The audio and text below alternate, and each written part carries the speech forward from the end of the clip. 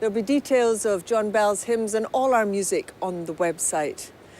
Now, last week we met James, a brave young man with terminal cancer. He's determined to make the most of what time he has left, and he's been realising all sorts of dreams.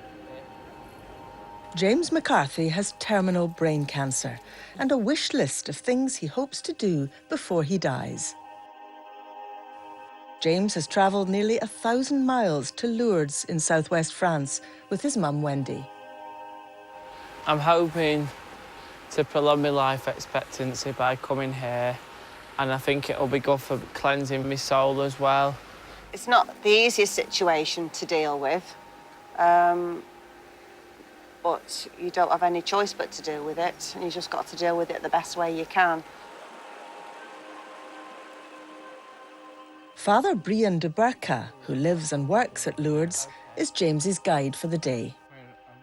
In 1858, at the grotto behind me, we believe that Our Lady, Mother of God, Mother of Jesus Christ, appeared 18 times to a young, uneducated, poor, sickly girl called Bernadette Soubirous. And she gave her a message that people should come here in procession. And they've been coming ever since.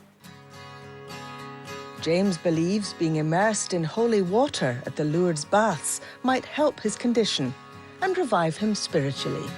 I'm just a little bit nervous. I'm a little bit excited about going in the baths. I don't really know what to expect, but hopefully I'll get some healing and my soul cleansed as well. I'm hoping he gets some comfort out of this experience and has his hope renewed and revitalised, and hope that it keeps him going. The cameras weren't allowed into the baths, but as James returns half an hour later, it's clear that the experience was worth it. Is that a happy smile? That water was cold. You have to strip down, and then they put a towel round you, and then they dunk you under the water. And then I explained to them that I had cancer in my brain, and then they poured some water over my head. They all prayed for me as well, which was really nice.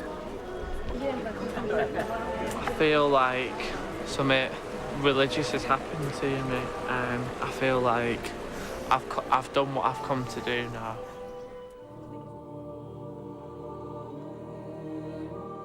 To end his trip to Lourdes, James wants to experience the grotto where Mary is said to have appeared.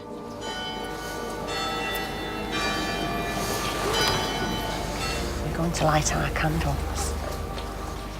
I thought the service and the procession was very moving, very emotional. And I felt like my Nana Alice was with me, was a devout Catholic. I could feel her presence, which was very, very emotional, and it was quite an incredible experience, really.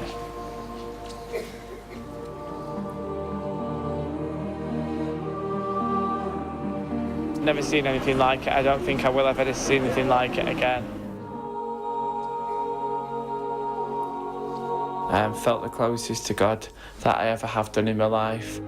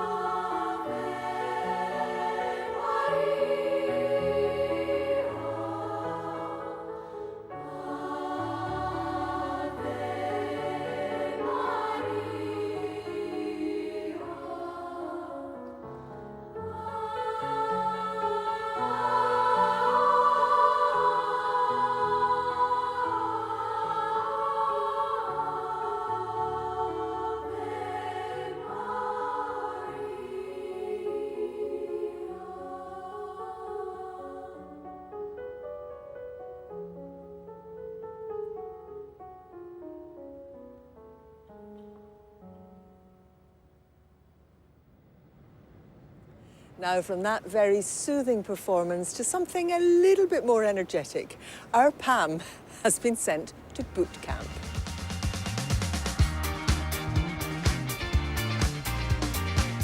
Maggie is 71 years old. A year ago, she was on a mobility scooter, and yet today she's 2 stone lighter and can swim 60 lengths. So what's her secret? Well, it's this: Christian boot camp. I've got to this age, but I definitely feel the chapters of the book aren't finished yet, and I think there's a lot more to come. Maggie is just one of thousands of people who go on weekend fitness camps, but this one in Henley-on-Thames has a difference. It's not just your body you're getting in shape, but your mind and emotions too, so that you're fit for God. Was there a moment, Maggie, when you just thought, I need to be fitter than I am now? It was when I saw that photograph that I knew I'd got to do something. I did have rheumatoid arthritis, and I think I just gave up really then, and put on weight, didn't have exercise. What do you eat? How much do you weigh? Do you smoke? How much exercise do you get? And what you decided to do was to come to fitness boot camps like this with Christianity at its heart. It's not just losing weight, it's also the spiritual side of it. I'd lost a bit of heart thinking I don't deserve for me to ask God to do anything else, and realised that it's something that he can do with me. I just feel he's given me a new life. It's really nice that the music that we're dancing to are really well-known worship songs that you know. If I had more puff, I'd be singing along. The woman behind praise aerobics and a whole weekend of activities combining faith and fitness is Gaynor Burton. We have people who go from thinking they could never run to save their life, and yet they end up entering a 10K. And we have lots of people who change their eating habits because of something they've heard on the weekend, but obviously there's so much more than that, and sometimes it's not visible. And people will just come back and say, oh, actually, I'm happier than I was. And we've had people coming who will say that they didn't care if they lived or if they died when they come along, but actually it brought something to them, a meaning and a purpose for what they're doing. What have you found here? What did it mean to you? To come here and know that God is actually interested in your whole life. It's just wonderful to come here, meet all the people and learn much more that's going to help you. I suppose it was a bit of a challenge this morning, going for a long trek in the very wet grass. Yes, that was a bit of a challenge. And do you think you're changed by an experience like this? Yeah, absolutely. I knew something had to change, and coming here has been a brilliant sort of kickstart to that, and with God at the centre. You know, I have met so many people here today who have begun to realise that a true sense of well-being comes from connecting to something deeper than just the physical. And actually, talking about the physical, I've got muscles aching I never knew I had.